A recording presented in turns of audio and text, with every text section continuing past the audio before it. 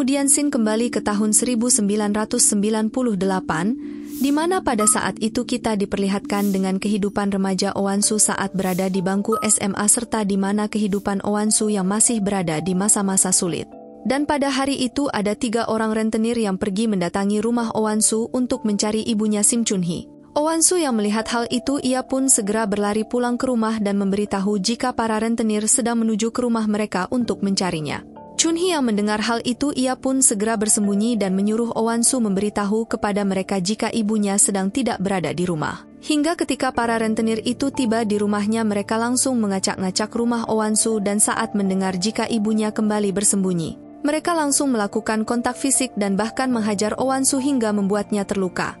Akan tetapi Chun-hee sama sekali tidak peduli dengan kondisi Owansu yang babak belur dan terus memberi pesan kepada Owansu untuk tidak memberitahu di mana keberadaannya. Setelah berhasil menghalangi rentenir, Chun-hee kemudian keluar dari tempat persembunyiannya dan menunjukkan tiket pesawat untuk terbang ke Amerika dan melanjutkan karirnya sebagai pegolf profesional. Dan karena alasan itulah para rentenir mendatangi rumah Owansu karena sang ibu tidak membayar angsuran lagi karena uangnya sudah dihabiskan untuk membeli tiket serta uang keperluan sehari-hari mereka saat berada di sana nanti. Owansu yang awalnya merasa sedih, ia pun dibuat terharu dan merasa tak percaya dengan pengorbanan yang telah ibunya lakukan demi Owansu untuk meraih kesuksesan.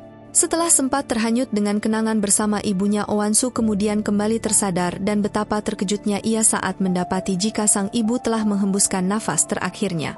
Owansu yang belum sempat meminta maaf, ia pun tampak begitu panik dan terus memanggil para perawat untuk menyelamatkan ibunya. Duyun yang mendengar suara teriakan Owansu kemudian segera datang dan berusaha untuk menenangkan Owansu.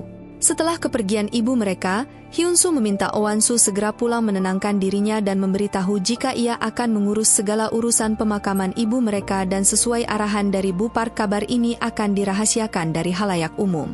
Singkat cerita, setibanya di rumah, Bu Park yang telah mengetahui mengenai kematian Chun-hee ibunya Owansu di mana ia terlihat seperti tidak terjadi apapun dan malah kembali menyuruh Owansu untuk menghadiri rapat bersama Dubes Tiongkok dan juga Yongmin adik iparnya. Bu Park lalu mengancam Owansu jika ia kembali mengagalkan pertemuan ini maka ia tak segan akan memperlakukan Owansu dan juga Hyunsu akan berakhir seperti ibunya. Ia sama sekali tidak peduli dengan masalah yang sedang dihadapi oleh Owansu dan memaksanya bagaimanapun cara supaya kerjasama antara perusahaan Yongmin bersama pihak Tiongkok harus berjalan sebagai mestinya. Keesokan harinya terlihat jika Hyunsu mengurus semua acara pemakaman ibunya dan di waktu yang bersamaan ada seorang pria yang diam-diam memotret Hyunsu dari arah kejauhan. Dan ternyata orang tersebut merupakan orang suruhan dari Bu Park yang mana ia bertujuan untuk membuat berita mengenai hubungan Owansu dengan ibunya yang ternyata tidak harmonis. Sementara itu Owansu yang mendapatkan ancaman dari Bu Park, ia pun dengan terpaksa menghadiri acara pertemuan kerjasama bisnis antara perwakilan Dubes Tiongkok bersama dengan Yongmin adik iparnya. Tentu kehadiran Owansu sangat menentukan keberhasilan kerjasama ini sebab seperti yang kita tahu bahwa Owansu memang memiliki jaringan yang sangat luas sebagai ketua dari yayasan yang ia kelola. Di tengah terpaan berita skandal dari Hwain Group, hal itu dapat ditutup rapat oleh Owansu di mana hal tersebut merupakan alasan utama pihak Tiongkok untuk menjalin kerjasama bisnis ini. Singkat cerita, saat berada di rumahnya, Owansu kemudian mendapati jika Hyunsu kakaknya telah menyimpan abu kremasi mendiang ibu mereka berada di kamarnya.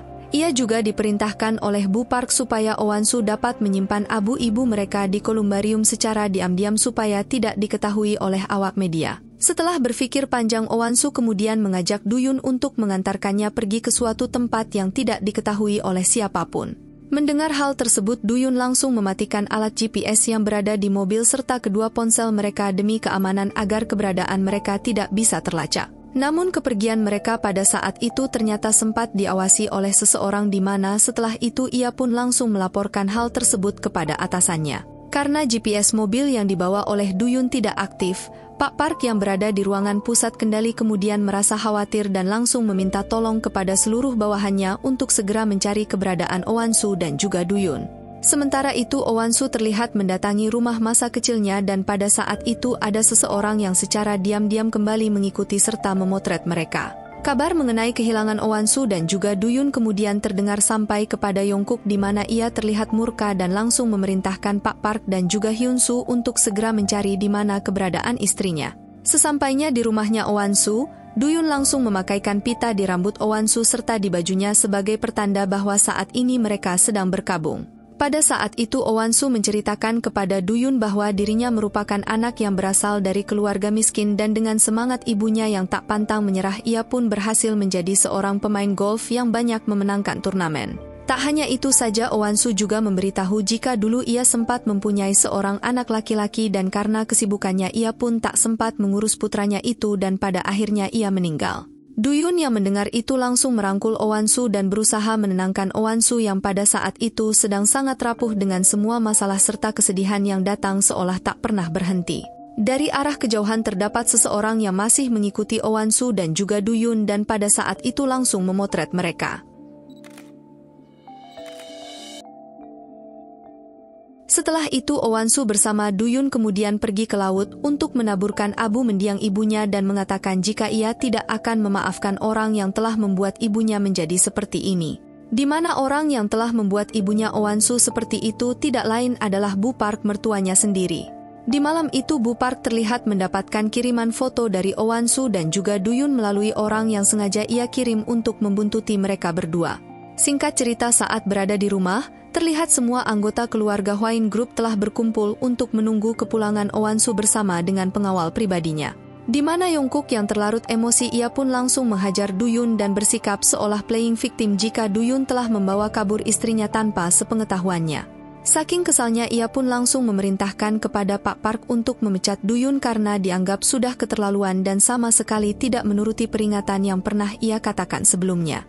Setelah keributan itu Bu Park kemudian bertanya kepada Pak Park terkait biodata Duyun dan berkata jika dirinya mulai merasa sedikit curiga dengan keberadaan Duyun di tengah keluarganya. Meskipun Yongkook putranya sudah memecat Duyun akan tetapi hal itu pasti akan kembali ditentang oleh Owansu dan pasti ia kembali membuat alasan demi mempertahankan Duyun. Karena tak mempunyai pilihan lain Bu Park kemudian menyuruh Pak Park untuk membatalkan pemecatan tersebut karena ia masih penasaran dengan sosok dari Duyun. Setelah itu ia kemudian kembali memanggil putranya Yongkook serta langsung menampar dan memukul anaknya itu karena telah bersikap bodoh dan tidak tahu diri karena sudah berani memukul pengawal dari Owansu. Bu Park mengatakan jika kepergian Owansu bersama Duyun hanya untuk menaburkan abu mendiang ibunya yang baru saja meninggal dan sama sekali tidak berselingkuh seperti apa yang ia duga. Setelah Bu Park kembali merasa tenang, Yongkook lalu mendatangi ibunya dan bertanya bagaimana nasib Taera yang kini sudah berada di rumah mereka. Mendengar hal itu Bu Park lalu memberitahu jika dirinya tak bisa berbuat apa-apa karena hal tersebut merupakan ulah dari perbuatan Owansu. Bu Park merasa kesal dengan sikap Owansu yang sama sekali tidak bisa diatur dan sama sekali tidak mau memberikan yayasan kepadanya. Menurutnya jika mereka tak segera merebut yayasan dari Owansu maka kejahatan yang selama ini mereka perbuat pasti akan segera terbongkar dan keberadaan Owansu ini sangat menentukan nasib mereka terhadap kepemilikan dari Hwain Group. Merasa jika perceraian tak bisa membuat Owansu pergi, Bu Park dengan gilanya memiliki rencana untuk melenyapkan Owansu karena hal itu pasti akan sangat efektif. Di mana hal tersebut ternyata pernah ia lakukan sebelumnya dan berhasil di mana Bu Park pernah membunuh artis yang sekaligus pacar dari Yongkook bernama Ko Jin Hye.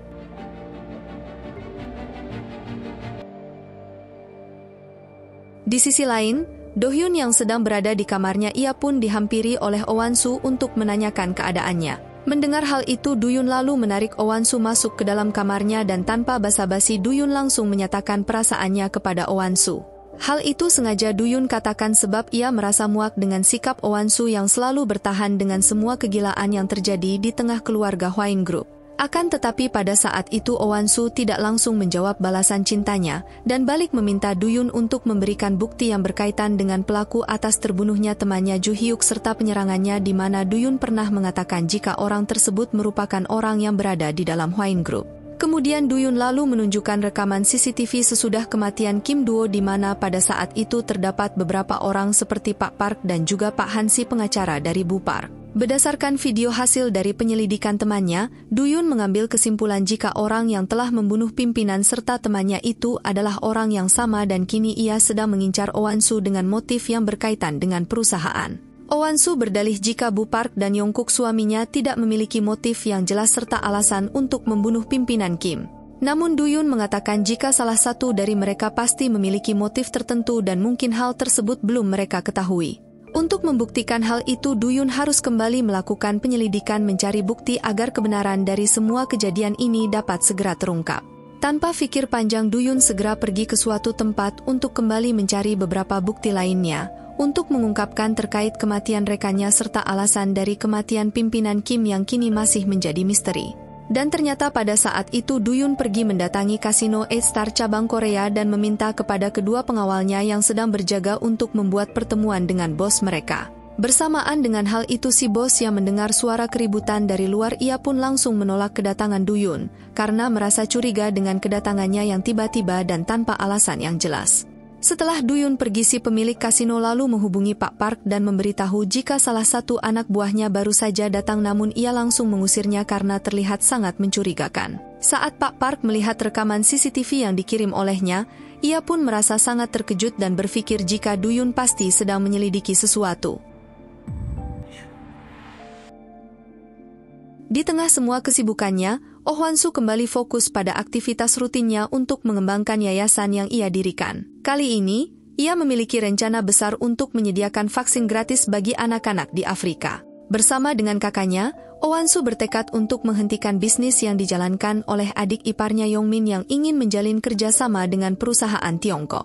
Jika rencana ini berhasil, itu akan mengacaukan semua rencana yang telah disusun oleh Bu Park. Setelah menyelesaikan pekerjaannya, Pak Park kemudian memanggil Do-yoon ke ruangannya untuk bertanya mengenai hal yang berkaitan dengan kedatangannya ke kasino tersebut. Kecurigaan Do-yoon terbukti benar, di mana Pak Park ternyata memang memiliki koneksi dengan kasino di Manila dan juga di Korea. Tak hanya itu saja, Pak Park bahkan mengetahui informasi tentang kematian Ju-hyuk. Do-yoon yang merasa tak tahan lagi, ia pun langsung mengungkapkan bahwa ia melihat Pak Park datang ke kasino saat berada di Manila dengan membawa sejumlah uang yang cukup banyak dan menurutnya uang tersebut pasti akan digunakan untuk menyewa pembunuh bayaran.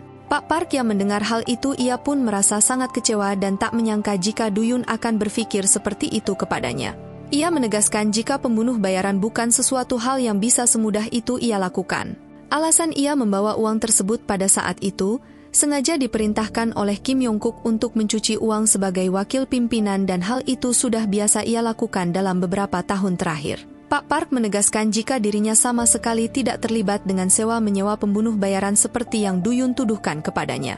Mendengar hal itu, Do-yoon yang masih penasaran, ia pun bertanya mengenai kematian pimpinan Kim di mana tak lama setelah kejadian itu Ju-hyuk juga ikut tewas setelah berusaha menyelidiki dana taktis milik Hwang Group. Tak cukup dengan itu saja, Do-yoon juga menemukan beberapa bukti lain di mana pimpinan Kim ternyata tidak tewas di istana utama seperti yang diberitakan. Sontak hal itu kembali membuat Pak Park merasa heran dan berpikir jika Do-yoon dan Ju-hyuk rekannya itu ternyata selama ini malah mencari informasi yang sama sekali tidak memiliki sumber dan bersikap ceroboh.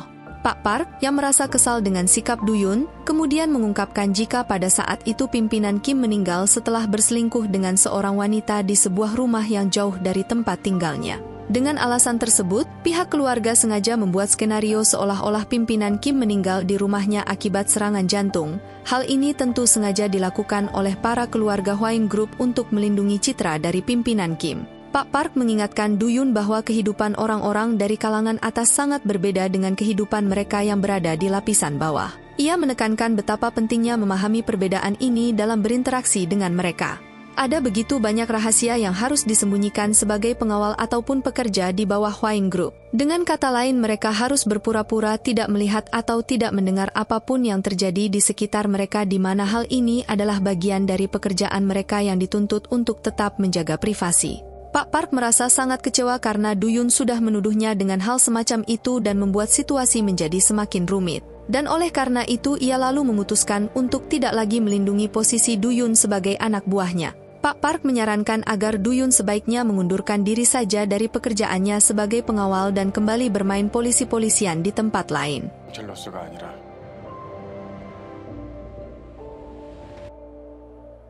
Di malam itu, Oh Wan-soo mengajak Do-yoon untuk makan di dapur karyawan karena ia ingin berbicara empat mata dengannya. Di tengah percakapan mereka, Duyun memberitahu jika dirinya telah mendapatkan informasi terbaru tentang kematian pimpinan Kim menurut perspektif dari Pak Park. Menurutnya apa yang diceritakan oleh Pak Park sangat jauh dengan informasi yang mereka duga selama ini.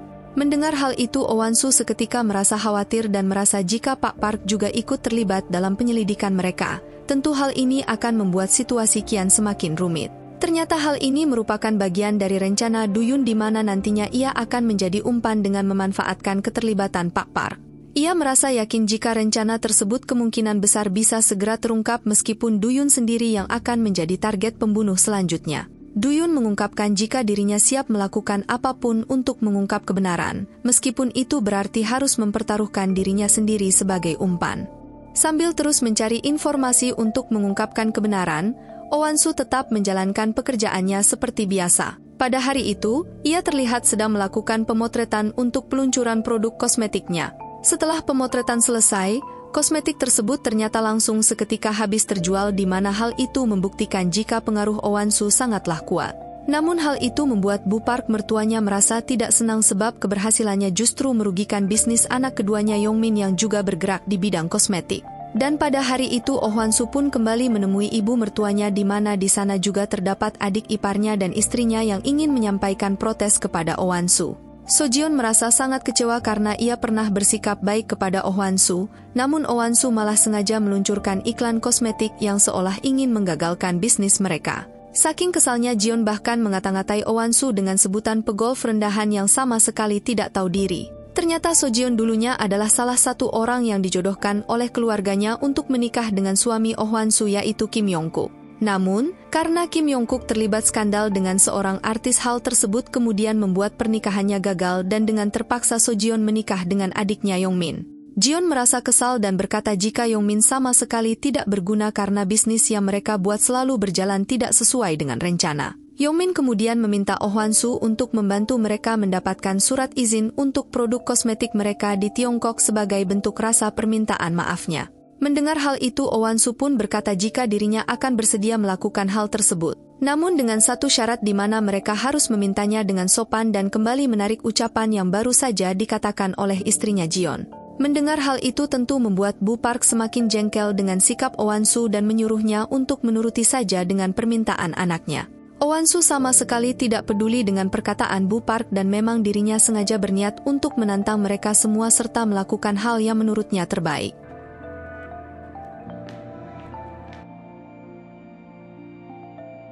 Di suatu hari, setelah mengurus yayasan dan berinteraksi dengan anak-anak didiknya, Oh Wan-soo kemudian pulang bersama Duyun dan salah satu pengawal lainnya. Dalam perjalanan pulang, mereka tiba-tiba menyadari bahwa ada seseorang yang mengendalikan drone berisi bom dan mengikuti mobil mereka dari belakang. Beruntung pada saat itu Duyun dengan cepat menyadari bahaya tersebut dan berusaha keras untuk menghindari bom-bom yang diluncurkan oleh drone. Ia bahkan langsung tancap gas mempercepat laju mobilnya dengan harapan agar mereka bisa terlepas dari drone tersebut. Meskipun Duyun sudah berusaha sekuat tenaganya, akan tetapi drone-drone itu sangat cepat dan jumlahnya sangat banyak. Upaya mereka untuk menghindari bom tersebut menjadi semakin sulit dan pada akhirnya salah satu drone berhasil masuk melalui bagian bawah mobil serta langsung meledakkan kendaraan tersebut.